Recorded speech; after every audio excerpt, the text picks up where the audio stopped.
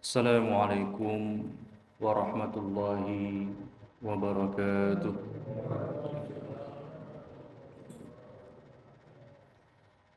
Innal hamdalillah nahmaduhu wa nasta'inuhu wa nastaghfiruh wa na'udzu billahi min shururi anfusina wa min sayyiati a'malina may yahdihillahu fala mudilla lahu wa may yudlilhu fala hadiya lahu.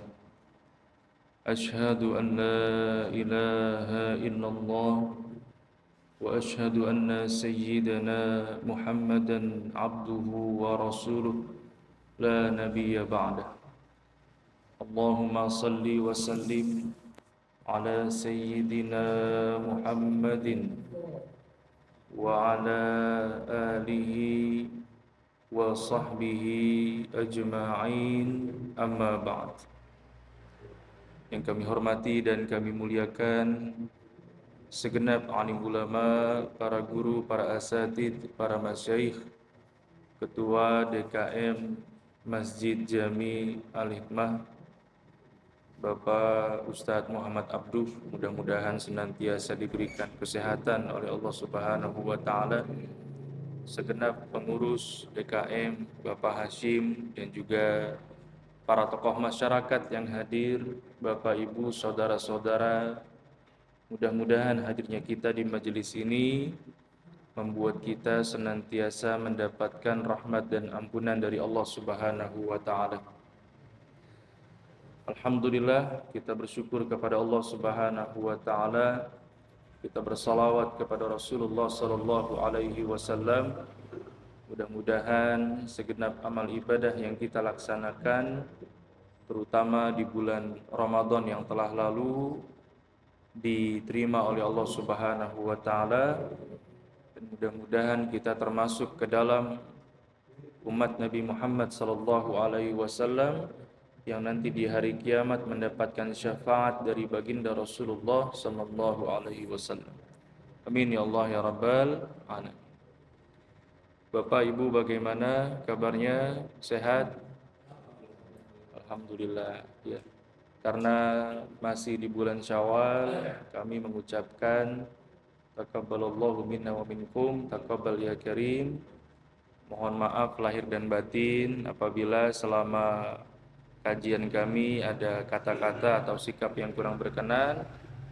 Mohon dibukakan pintu maaf. Mudah-mudahan kita semua senantiasa mendapatkan rahmatnya Allah Subhanahu wa taala.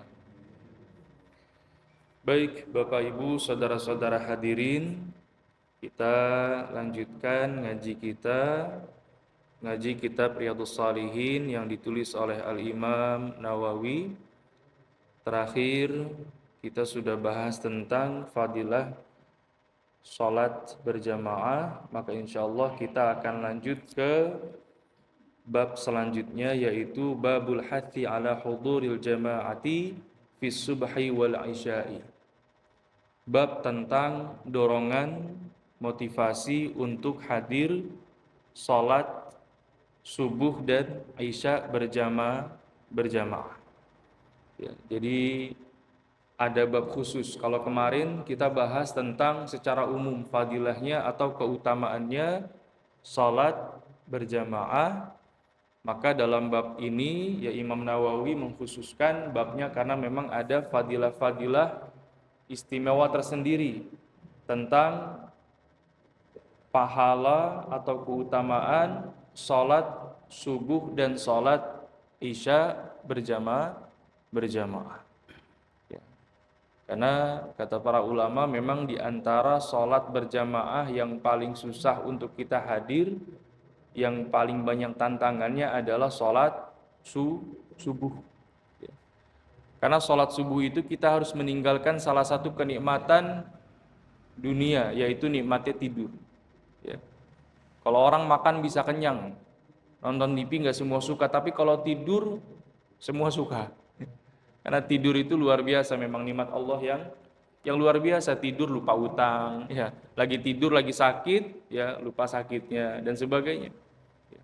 Tetapi memang ada batasnya, nanti kita akan bahas.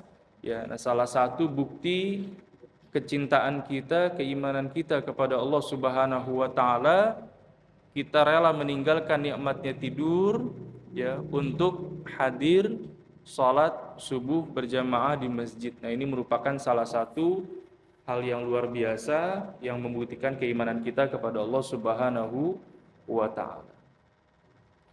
Bismillahirrahmanirrahim. An Utsman bin Affan radhiyallahu anhu. Dari sahabat Utsman bin Affan radhiyallahu anhu. Qala, beliau berkata, Sami'tu Rasulullah sallallahu alaihi wasallam yaqulu. Aku mendengar Rasulullah sallallahu alaihi wasallam bersabda, Man shallal isya'a fi jama'atin faka'annama qama nisfal laili. Barang siapa yang menunaikan salat isya berjamaah, maka seakan-akan dia mendirikan salat separuh malam. Ya. Bapak, Ibu, salat isya kita berjamaah di masjid, maka pahalanya seakan-akan kita salat setengah malam, separuh malam.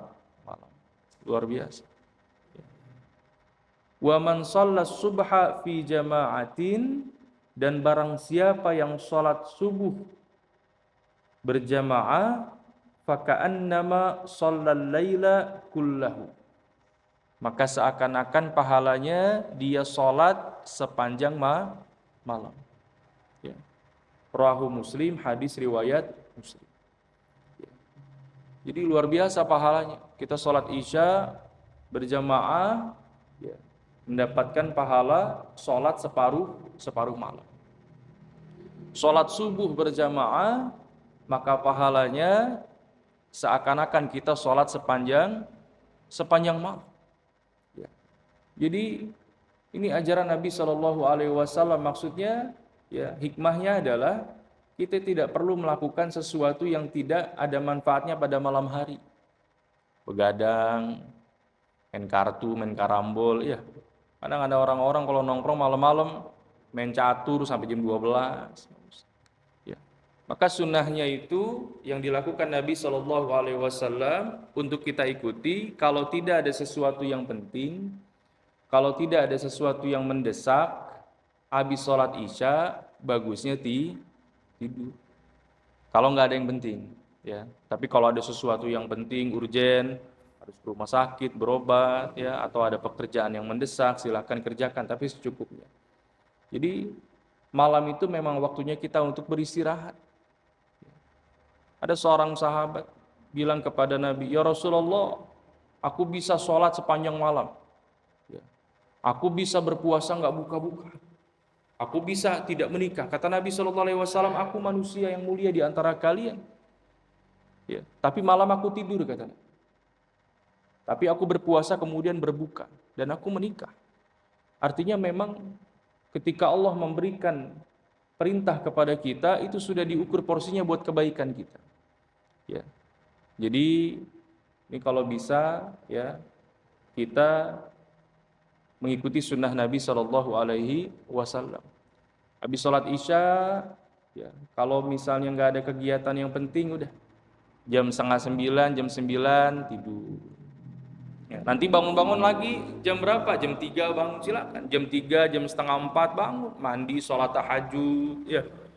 Mau baca buku, baca Quran, maka itu sehat. Ini terkadang, mohon maaf Pak, orang-orang zaman sekarang kebalik, ya. Kalau malam susah tidur, kalau pagi susah bangun, ya. Kalau malam kagak tidur-tidur, kenapa? Sibuk sama handphone. Ya, terutama anak-anak muda nih. Anak-anak kita, Pak, diperhatikan. Kalau udah dikasih handphone masuk kamar, waduh, bisa dicek itu bisa tidur jam berapa, dia bisa begadang, Pak. Ya. Anak-anak remaja itu kalau megang handphone di kamar, itu perlu dicek itu. Bisa nggak tidur kalau tidak diawasi. Ya, ini berbahaya. Akhirnya apa? Kalau dia tidur malam, akhirnya sholatnya susah bangun. Tidur jam 1, jam 2. Ini bahkan, ya, di kalangan para remaja terkadang menjadi sesuatu yang biasa. Tidur jam berapa? Jam 1, jam 2, berbahaya. Dan bahkan dalam medis itu pun dikatakan tidak baik kalau kita sering begadang, berbahaya. Karena tidur itu adalah waktu di mana tubuh kita memperbaiki sel-sel yang rusak, istirahat. Ya. Allah katakan di surat An-Naba itu wa ja'alna al-laila libasa wa ja'alna an-nahara ma'asya. Kami jadikan malam itu untuk istirahat. Ya. Kalau orang dia sering begadang, ya, dia tidurnya malam, jam 1 baru tidur, jam 2 baru tidur, itu selain merusak pola ibadahnya dia, merusak kesehatan dia. Bapak Ibu, ada kejadian yang cukup memilukan, ya. Bulan Ramadan kemarin ada satu musibah keluarga kami.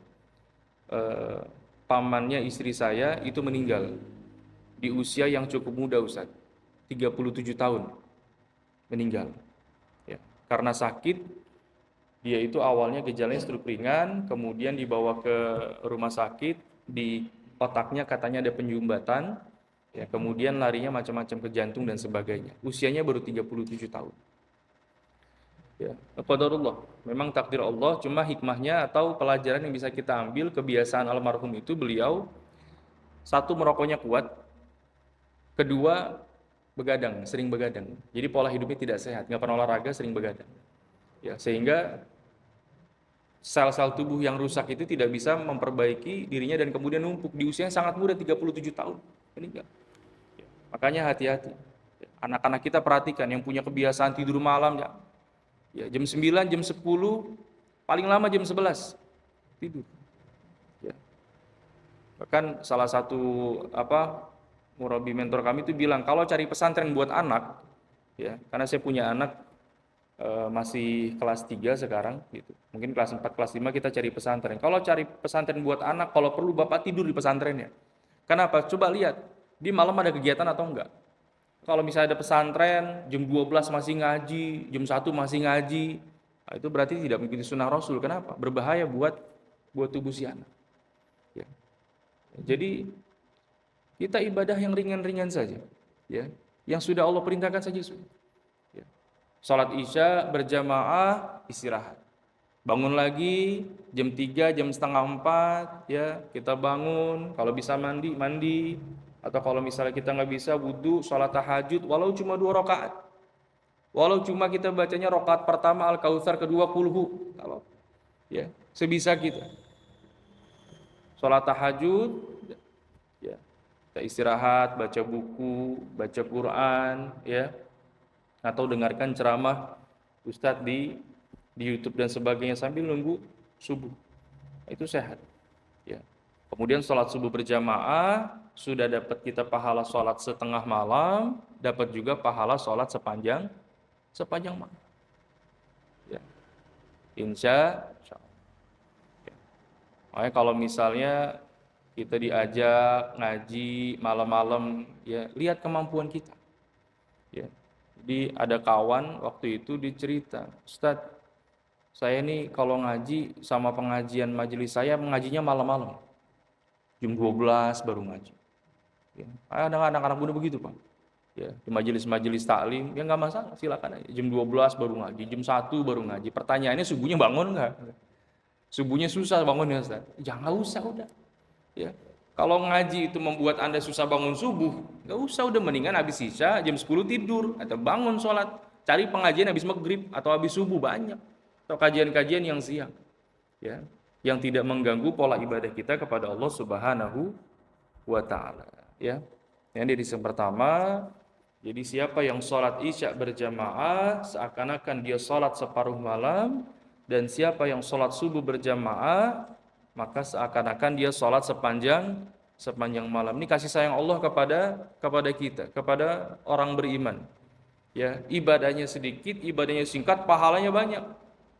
Coba Pak, saya di sholat subuh berapa menit? Ada setengah jam? Nggak ada. Berapa menit Ustaz? Paling 15 menit. Ya, paling berapa menit, tapi pahalanya luar biasa. Ya, mari kita istiqomahkan, ya, dan kita ajarkan kepada keluarga kita. Ini hadis yang kedua, redaksinya kira-kira sama, kita baca saja. Wa fi riwayat Tirmidzi an Utsman bin Affan radhiyallahu anhu qala Kalau tadi riwayat Muslim, ini riwayat dari Tirmidzi, qala Rasulullah sallallahu alaihi wasallam, Rasulullah sallallahu alaihi wasallam bersabda, "Man syahidal isya fi jama'atin", barang siapa yang salat isya berjamaah, kana lahu qiyamun nisfil lailatin, maka seakan-akan dia salat separuh malam. Wa man shalal isya wal fajr fi jama'atin, barang siapa yang salat isya dan salat subuh berjamaah, kana lahu ka qiyami lailatin, maka seakan-akan dia salat sepanjang malam. Jadi kalau dari Tirmidzi ya, salat isya dan salat subuh berjamaah, ya dia salat isyanya berjamaah, salat subuhnya berjamaah, maka pahalanya seakan-akan dia salat sepanjang malam. Ya. Alhamdulillah.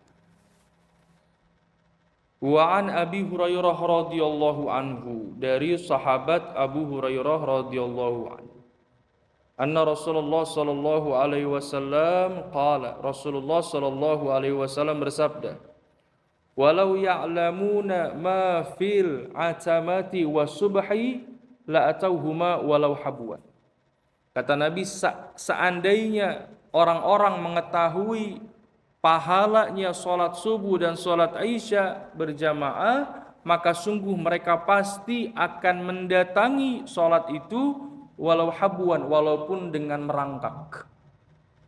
Ya, seandainya orang-orang tahu pahalanya, fadilahnya, keutamaannya, hadiahnya, kalau hadir sholat subuh, sholat isya berjamaah, maka mereka pasti akan datang walaupun dengan merangkak datang ke masjid.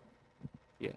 Tapi kan masalahnya nggak tahu. Inilah kenapa kita orang-orang beriman itu dikatakan dalam Al-Quran beriman kepada yang gaib. Ya, di awal kan, dzalikal kitabu la raiba fihi hudal lil muttaqin alladzina yu'minuna bil ghaibi. Ya, yaitu orang-orang yang beriman kepada yang gaib. Gaib itu maksudnya apa? Jadi kalau dalam bahasa Arab ada gaib, ada mukhatab atau hadir. Jadi kalau orang atau sesuatu yang tidak ada di hadapan kita, tidak kita lihat, ya, atau tidak sedang di sini, itu disebutnya gaib. Disebutnya gaib. Yang ada di sini disebutnya mukhatab. Ya, maka ilmu sharaf itu ada istilahnya huwa humahum hiya humahunna anta antum antum itu ya. Huwa humahum hiya humahunna itu gaib, anta antum antum anti antum antuna itu mukhatab. Sesuatu yang tidak kita lihat itu gaib. Ya, seperti Allah Subhanahu wa taala, kemudian para malaikat, kemudian pahala, dosa, surga, neraka, ya itu kan enggak kita lihat. Untuk percaya itu, ya, maka seseorang itu harus beriman, ya, kepada sesuatu yang gaib, sesuatu yang tidak kita lihat. Dan itu yang kemudian menjadi pembeda antara seseorang yang beriman atau tidak beriman. Kalau untuk meyakini sesuatu yang terlihat nggak perlu iman. Contoh, Bapak Ibu, saya bilang di sini ada botol air minum. Ya, ini untuk mengiyakan di sini ada botol air minum nggak perlu iman ini. Kenapa? Karena kelihatan. Semua juga mengiyakan ada botol air minum di sini.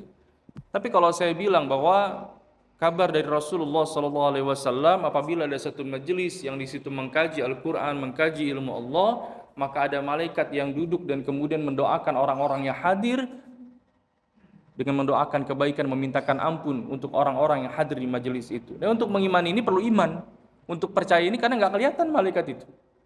Ya, malaikatnya nggak kelihatan. Tapi ketika kita punya keimanan, mendapatkan kabar dari Allah, dari Nabi SAW yang kemudian disampaikan oleh guru-guru kita, disitulah kemudian imanan kita diuji. Kita percaya atau tidak. Sama seperti ketika kita sholat subuh berjamaah, ya, pahalanya kita tidak lihat, maka perlu keimanan untuk bisa hadir di situ.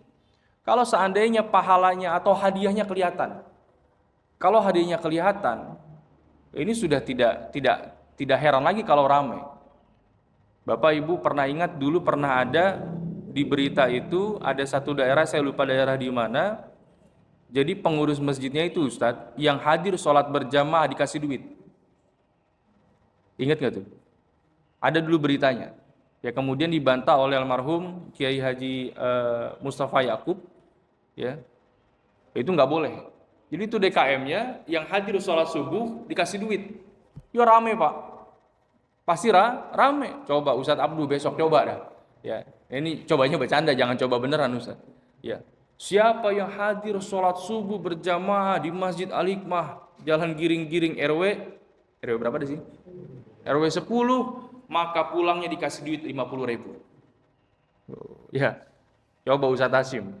Yang hadir sholat subuh pulangnya dikasih 50.000. Kira-kira rame gak di masjid? Rame gak di masjid? Oh, yang hadir bukan dari RW 10 aja Pak. Bisa sekelurahan, bisa sekecamatan yang hadir. Kenapa? Kelihatan hadiahnya. Hadiahnya kelihatan 50.000-nya kelihatan.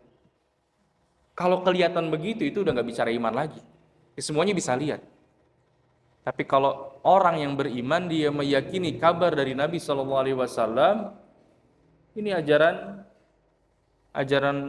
agama yang mendapatkan keridhaan Allah nggak kelihatan, pahalanya nggak kelihatan, hadiahnya nggak kelihatan. Ya, coba tadi Bapak Ibu hadir di masjid, ya setelah azan kita sholat qobliyah subuh. Kata Nabi, rakaatul fajri khairun minad dunya wa ma fiha. 2 rakaat sholat fajar atau sholat qabliyah subuh lebih baik pahalanya daripada dunia dan seisinya. Itu kan perlu keimanan, nggak kelihatan. Ya. Anak-anak kecil suka nanya, pahalanya mana? Nggak kelihatan begitu. Ya. Ya, jadi kata Nabi, seandainya mereka tahu pahalanya, hadiahnya, keutamaannya yang diberikan Allah bagi orang-orang yang sholat subuh dan isya berjamaah, maka sungguh pasti mereka akan mendatangi sholat itu dengan merangkak. Kayak tadi misal dikasih 50.000 nggak usah banyak-banyak, yang bawa anak pasti datang tuh, ya, yang kesini naik angkot, yang kesini naik naik semua. Kenapa? Karena hadiahnya kelihatan. Tapi kalau sudah begitu nggak istimewa lagi. Ya, sudah tidak istimewa lagi kalau tidak menggunakan keimanan. Muttafaqun alaih, hadis riwayat Bukhari. Nah, ini yang lebih tegas lagi, wa anhu, masih dari sahabat Abu Hurairah radhiyallahu an, qala Rasulullah sallallahu alaihi wasallam, Rasulullah sallallahu alaihi wasallam bersabda, laisa salatun athqalu 'alal munafiqina min salatil fajri wal isya'i. Tidak ada salat yang lebih berat, ya, bagi orang-orang munafik daripada salat subuh dan salat isya. Walau ya'lamuna ma fihima la atauhuma walau habwan. Seandainya mereka tahu apa yang ada di dalam salat itu, maka sungguh mereka akan mendatanginya dengan merangkak. Muttafaqun alaih, hadis riwayat Bukhari Muslim. Ya. Bahkan di sini dijelaskan, ya, bagi orang-orang munafik. Tidak, orang munafik itu orang yang di hatinya sebenarnya tidak beriman atau imannya itu iya enggak gitu, ikut-ikutan, tapi penampilannya seperti orang beriman. Ya, tidak ada sholat yang berat bagi orang munafik kecuali sholat subuh dan sholat isya. Ya, maka sebagian ulama itu bahkan menjelaskan di antara cirinya orang munafik, ya, selain 3 yang waktu itu pernah kita bahas, ya, kalau berkata dia berdusta, kemudian kalau dikasih amanah dia berkhianat, kalau janji dia mengingkari, di antara ciri ibadahnya orang munafik, dia akan sangat sulit mengerjakan sholat subuh dan sholat isya, terutama berjamaah. Ya, makanya mohon maaf, hati-hati. Kalau misalnya kita sholat subuhnya nggak pernah ke masjid, gitu ya, sholat isyanya nggak pernah ke masjid, atau bahkan sama sekali nggak pernah ke masjid. Ya, ada orang begitu, Ustaz. Melihat masjid takut. Kalau ada masjid putar balik. Naik motor lewat mana? Lewat giring-giring. Jangan lewat giring-giring, udah ada masjid situ, putar balik aja, lewat sononya nggak ada. Ada orang begitu, Pak. Ya. Kalau kata dulu Pak Haji Mehmet Muhajirin, ya, jangankan masuk, megang tiang masjid aja nggak pernah. Ya. Kapan ntar masuk masjidnya? Kalau diantar warga. Naik keranda. Ada nggak orang-orang begitu? Seumur hidup nggak pernah ke masjid, sekalinya ke masjid diantar warga, diangkat pakai keranda, sekali-sekalinya ke masjid jadi mayat. Ya Allah, kata malaikat, ini nggak pernah kelihatan di sini, tiba-tiba udah jadi mayat. Ya, minimal sholat subuh sama sholat isya. Ustaz, sholat isya masih dalam perjalanan pulang, macet, kantor saya di Sudirman, minimal sholat subuh di masjid. Ya, karena ciri-ciri orang munafik, itu agak susah dia. Sholat subuh, ya. Maka kadang-kadang ya bahkan sering terlewat sholat. Ya Allah. Ya. Itu dikatakan lagi walau ya'lamuna ma fihima la tauhuma wala habwan. Seandainya mereka tahu pahalanya hadiahnya maka mereka akan mendatanginya dengan merangkak. Ya seperti hadis yang tadi. Kenapa? Karena orang munafik itu baru akan semangat kalau hadiahnya kelihatan. Kalau hadiahnya kelihatan nggak semangat dia. Ya ikut ngaji, ngaji dapat apa? Pulangnya makan nasi kebuli pakai kambing. Oh iya dah. Baru semangat. Ya. Ya. Ikut apa? Ikut maulid. Oh maulid ikut ngaji. Enggak, males. Pulangnya dapat besek, dapat berkat. Ya boleh dah. Jadi ciri-ciri orang munafik itu dia untuk ibadah, untuk melakukan satu kebaikan harus ada hadiahnya dulu. Harus ada ada imbalannya dulu. Sesuatu yang nyata. Kalau enggak mau. Ya, seperti sholat ini. Kalau enggak kelihatan pahalanya dia tidak mau. Nah maka dari itu ya mari kita istiqomahkan ya sholat berjamaah di masjid. Minimal ini sholat subuh dan sholat isya. Sholat subuhnya belum pulang, masih di kantor, masih di jalan mampir di masjid kalau bisa. Ya, kalau memungkinkan kita mampir, kita sholat, maka pahalanya ya tadi dikatakan seakan-akan kita sholat separuh malam, sholat subuh berjamaah, seakan-akan kita sholat sepanjang malam. Insya Allah. Baik, Bapak, Ibu, saudara-saudara hadirin, ya, kita lanjutkan ke bab berikutnya. Babul amri bil muhafadhati 'ala shalawatil maktubati. Ya, bab tentang perintah untuk menjaga salat lima waktu. An Ibnu Mas'ud radhiyallahu anhu, dari sahabat Ibnu Mas'ud radhiyallahu anhu. Qala, beliau berkata, Sa'altu Rasulullah sallallahu alaihi wasallam, aku bertanya kepada Rasulullah sallallahu alaihi wasallam, ayyul a'mali afdal? Ya Rasulullah, amalan apa yang paling utama? Ya, ini sahabat Ibnu Mas'ud nanya kepada Nabi, amalan yang paling utama, amalan yang paling afdal, yang paling dicintai Allah, yang paling baik. Qala, Rasulullah sallallahu alaihi wasallam menjawab, as-salatu ala waqtiha. Ya, salat tepat pada waktunya. Ya. Jadi amalan yang paling Allah cintai adalah salat ya pada waktunya. Maka kalau bisa kita sudah mempersiapkan diri. Kan waktu salat udah jelas. Ya sekarang kita sudah punya kalender waktu sholat di handphone semua ada. Ketahuan sholat subuh jam berapa, sholat zuhur jam berapa, isya jam berapa. Persiapkan diri kita 10 menitnya udah wudhu. Yang kita dagang udah mulai coba dirapin dulu dagangannya gitu. Yang kerja mulai rapin dulu, udah mau masuk waktu sholat. Persiapkan diri. Ya, ketika adzan kemudian kita sholat menghadap Allah Subhanahu wa ta'ala, mengorbankan waktu. Ya. Jadi kalau kata para ulama itu, sholat itu salah satu ibadah yang sangat Allah cintai. Kenapa? Karena kita memberikan waktu kita, kehadiran kita kepada Allah Subhanahu wa ta'ala. Kehadiran. Ya. Tadi kita lagi dagang, lagi kerja, lagi ngerjain sesuatu, kita tinggal untuk menghadap Allah, ya maka itu bukti keimanan kita kepada Allah Subhanahu wa ta'ala. Sholat. Qultu thumma ay, kemudian apalagi? Qala birrul walidaini, berbuat baik kepada orang tua. Ya. Jadi setelah kemudian sholat pada waktunya, kemudian birrul walidaini, berbuat baik kepada orang tua. Ya, yang masih punya orang tua kita ditengok, ditemani, diajak bicara, jika ada kebutuhan, ya kita berikan kebutuhannya, kita senangkan, kita bahagiakan. Kalau sudah tidak ada, kita doakan, ya sambung silaturahim kepada saudara-saudara, orang tua kita, ya itu sangat dicintai oleh Allah Subhanahu wa ta'ala.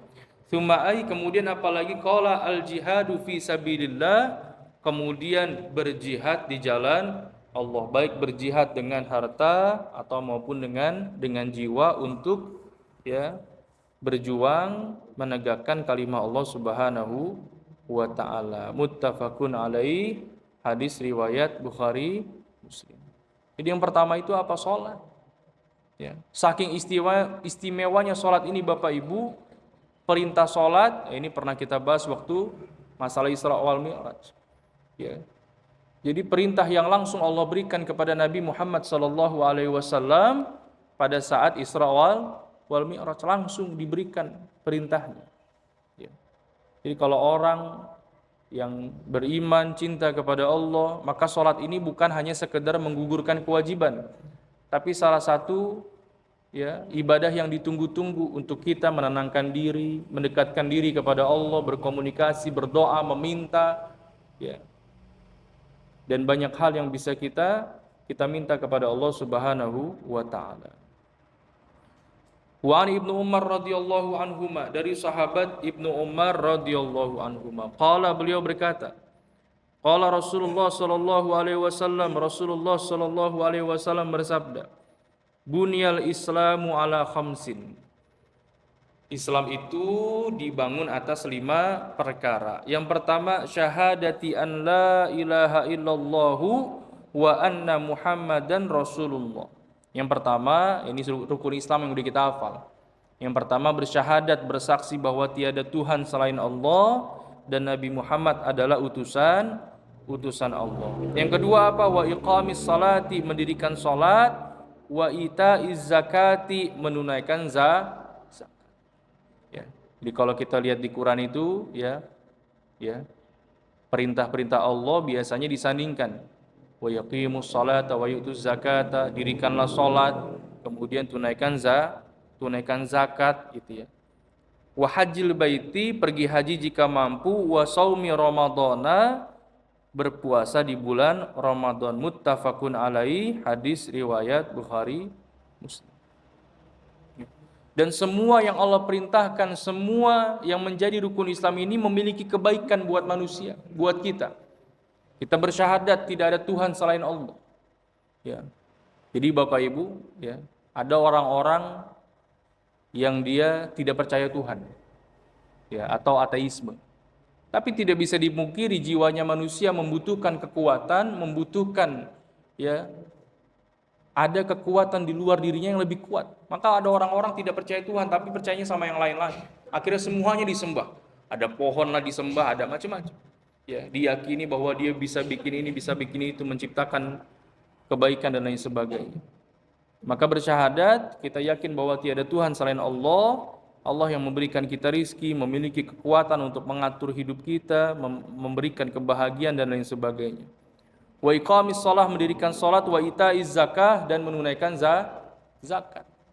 Ya, salat sudah kita tunaikan, ya sudah kita dirikan, kemudian kita membayar zakat. Ada zakat fitrah, ada zakat.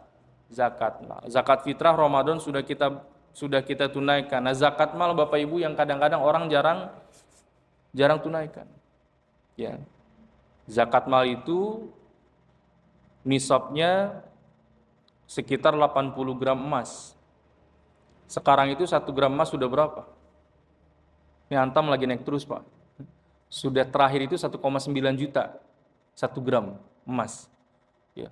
Dikaliin aja tuh. 1,9 san. Dulu saya ingat waktu masih ngaji masalah emas ini, dulu masih kita bahas tuh 700 ribu, 800 ribu gitu. 1 gram emas, 1 juta. Ya, sekarang itu 1 gram emas itu sudah 1,9 kalau tidak salah. Di 3 hari ini naik terus harga emas Antam. Dikaliin aja 80, nisabnya segitu. Kalau dia punya harta segitu gitu ya, cash atau harta yang bergerak segitu, ya, maka dia kalau sudah haul 1 tahun wajib 2,5% dia keluarkan, berikan zakat. Ya. Kemudian apa? Pergi haji jika mampu. Ya. Kalau misalnya ada rezeki daftar haji, ya. Kemudian puasa Ramadan, ini merupakan rukun Islam yang harus kita jalankan. Baik Bapak Ibu saudara-saudara hadirin, sebelum kita lanjutkan kembali ya 10 menit menuju waktu syuruk, mungkin ada yang ingin ditanyakan, kami persilakan.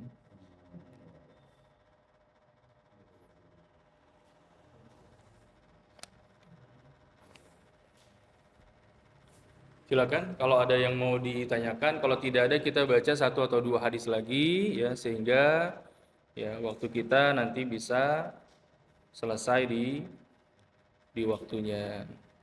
Tidak ada, kita lanjut lagi ya. Nah, ini bisa kita perhatikan ya, untuk menjaga amalan kita ya supaya sempurna di hadapan Allah Subhanahu wa taala. An Abi Hurairah radhiyallahu anhu, dari sahabat Abu Hurairah radhiyallahu anhu. Inna awwalu ma yuhasabu bihil abdu yaumal qiyamati min amalihi salatuhu. Ya, sesungguhnya yang pertama dihisab, dihitung oleh Allah pada hari kiamat daripada amalnya adalah salat. Jadi dari sekian banyak amal kita Bapak Ibu, ya, yang pertama dihisab, dihitung, diperiksa, diminta pertanggungjawabannya adalah salat. Ya, salat itu yang pertama dihisab, diperiksa. Fa in shalahat, apabila salatnya bagus, qad aflaha wa anjaha. Kalau salatnya bagus, maka sungguh dia menang, dia beruntung, dia selamat. Kalau salatnya bagus, diperiksa nih kita di hari kiamat salatnya. Ya. Kalau salatnya rajin ke masjid, 5 waktu dikerjakan, ditunaikan, ya. Kadang kalau dia tidak sempat, lagi sakit berhalangan, tapi tetap sholat dia. Kemudian dia dia menjaga sholatnya 5 waktu nggak putus dia kerjakan. Maka faqad aflaha wa anjah. Dia menang, dia beruntung, dia selamat. Kalau sholatnya bagus. Fa in fasadat, kalau sholatnya rusak, faqad khaba wa khasira. Tapi ketika dihitung, diperiksa amal sholatnya sering bolong-bolong. Ya, kadang subuh dia sholat, duhurnya kelewat. Terasar sholat lagi, maghribnya kelewat lagi. Ya, kadang kalau lagi ada acara bablas semuanya kelewat, nggak sholat sama sekali. Kalaupun sholat ditunda-tunda. Sholat subuh jam 6:30. Ya. Ada sholat subuh 6:30. Udah habis sholat subuh 6:30. Ya Pak. Ada ibu-ibu, Bu, ada ibu-ibu nanya, Ustadz, saya punya menantu sholatnya rajin. Ya. Sholat apa Bu? Sholat duhanya rajin. Sebelum berangkat ke kantor Ustadz, dia sholat duha jam 6:30, jam 6 sholat duha Ustadz. Alhamdulillah ibu bagus, istiqomah mudah-mudahan. Cuma saya pengen tanya Ustadz, emang ada sholat duhanya pakai kunut? Ibu itu menantu ibu bukan sholat duha, subuhnya kesiangan. Sholat duhanya pakai kunut Ustaz. Ya. Kadang ditunda-tunda ya Bu ya. Orang-orang begitu kan. Lagi asik ngerjakan sesuatu, apalagi nonton TV. Waduh, orang nonton TV Ustaz, sholatnya nunggu iklan. Lagi sholat udah azan maghrib, lagi nonton sinetron. Azan. Bang, sholat tadi dulu belum iklan. Sholatnya nunggu iklan. Ya, udah iklan dia sholat atau wudhu sholat, rokat kedua filmnya mulai, dicepetin oleh sama dia. Takut ketinggalan film. Ya Allah ya salam. Kalau sholatnya rusak, sholatnya berantakan, ya ditunda-tunda, ya sholat maghribnya jam 7 kurang, ya sengaja ditundanya sengaja. Nah, hati-hati. Kalau dia sholatnya rusak, sholatnya berantakan, faqad khaba wa khasira, maka sungguh dia celaka dan dia merugi. Apa susahnya sholat? Ya, sholat itu waktu sebentar, kedua gratis. Ada sholat bayar? Ya, ada nggak sholat bayar?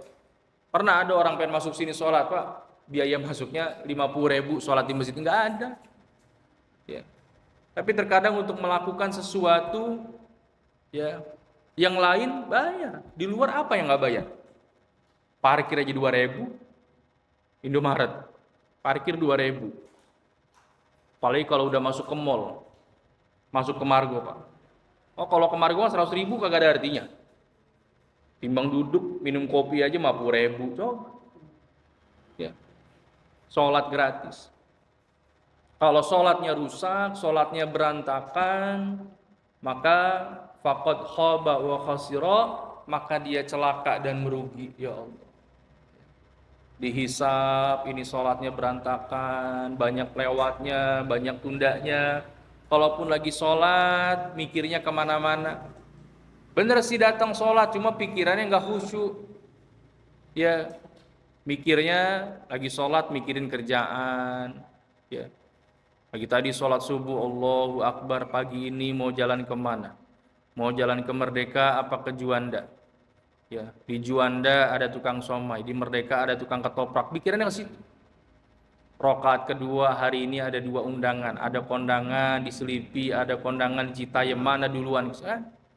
Tiba-tiba imamnya sudah salam, assalamualaikum warahmatullah, assalamualaikum warahmatullah, kagak tahu, nggak sadar sholatnya, nggak sadar.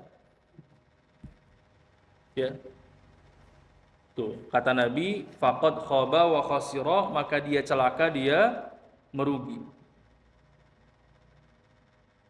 Fa'in taqasa min faridatihi syai'un, apabila ya seseorang sholatnya fardunya itu ada kurang-kurangnya.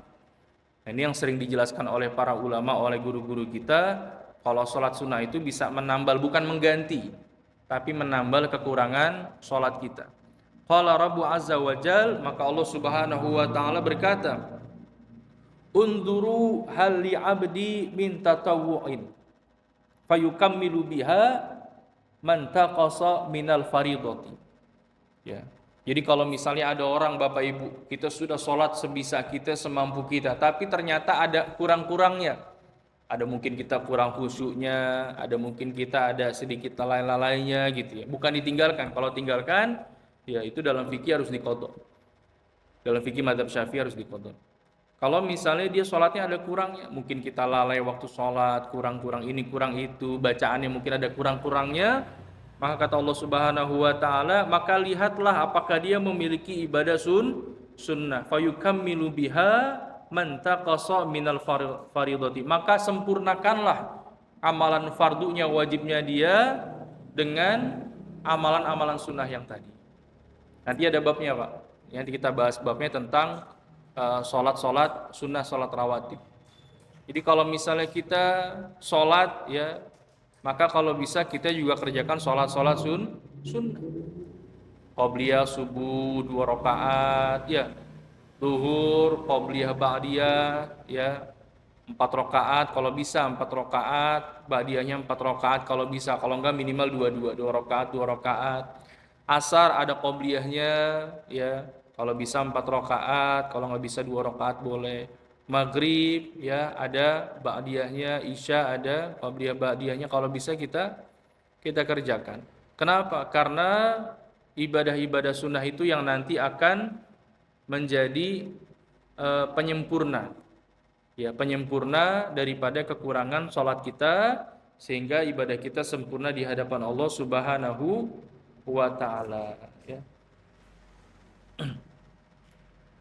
Tsumma takunu sa'iru a'malihi ala hadza, begitu juga dengan seluruh amalnya. Jadi semua amalan-amalan sunnah yang kita kerjakan itu akan menyempurnakan amalan kita di hadapan Allah Subhanahu wa Ta'ala. Rawahu Tirmidzi, hadis riwayat Tirmidzi ya.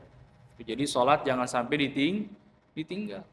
Ustaz, saya dulu waktu masih muda sering ninggalin sholat, Ustaz. Ya, baru tobatnya sekarang pas udah pensiun. Dulu waktu saya masih kerja, waktu saya masih usaha, karena sibuk Ustaz, ngaji juga nggak pernah. Sekarang baru tahu kalau sholat itu penting. Bagaimana Ustaz?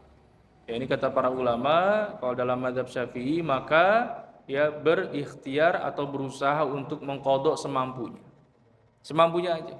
Ya ada waktu ya sholat sholat subuh ya, kemudian sholat duhur diqadha kalau bisa. Selain kita tobat minta ampun kepada Allah. Emang berapa banyak sholat tinggal udah kagak kehitung Ustaz. Udah mungkin 20 tahun kagak sholat, tuh dikali dah tuh berapa sehari 5. Susah ngitungnya, dia susah. Udah ikhtiar aja udah. Ya Allah Maha Pengampun, yang penting di hati kita ada keinginan untuk mendirikan Yang penting kita punya tekad, punya niat, ya Allah, dulu waktu masih muda sering tinggal sholat, saya lalai, minta ampun, udah ikhtiar sebisa kita, kalau bisa dikodok, kalau bisa, ya. Semampunya, walaupun mungkin susah mengkodok sholat 17 tahun, susah. Tapi sebisanya, maka mudah-mudahan dengan ikhtiar kita, ya, maka Allah mengampuni dosa-dosa kita yang dulu pernah kita lakukan. Insya Allah. Baik, Bapak, Ibu, saudara-saudara hadirin, ya mudah-mudahan kita semua menjadi orang-orang yang senantiasa mendirikan sholat, ya karena memang kalau kita lihat ya sebagai penutup doanya Nabi Ibrahim alaihissalam, ya itu ketika mendoakan ya dirinya, mendoakan anak-anaknya, dia tidak mendoakan supaya jadi kaya, jadi apa, tidak, ya. Dia doakan supaya dirinya, anak-anaknya, keturunannya termasuk orang-orang yang mendirikan salat. Rabbi ja'alni muqimas salati wa min dzurriyyati rabbana wa taqabbal du'a. Ya. Diminta kepada Allah, mudah-mudahan aku, anak-anakku, keturunanku menjadi orang-orang yang senantiasa mendirikan salat. Ya. Jadi kita juga mudah-mudahan sebagai orang tua kita istiqomahkan salat 5 waktu, doakan anak kita, mantu, cucu, keturunan kita semuanya, apapun pekerjaannya, apapun kesibukannya, apapun kegiatannya, mudah-mudahan jadi orang-orang yang senantiasa mendirikan sholat. Insya Allah. Mudah-mudahan kajian kita ada manfaatnya. Kita tutup dengan hamdalah. Alhamdulillahirabbil alamin. Kemudian istighfar, astagfirullahaladzim, astagfirullahaladzim, astagfirullahaladzim, dan doa kafaratul majlis. Subhanakallahumma wa bihamdika asyhadu an la ilaha illa anta astaghfiruka wa atubu ilaik. Terima kasih. Assalamualaikum warahmatullahi wabarakatuh.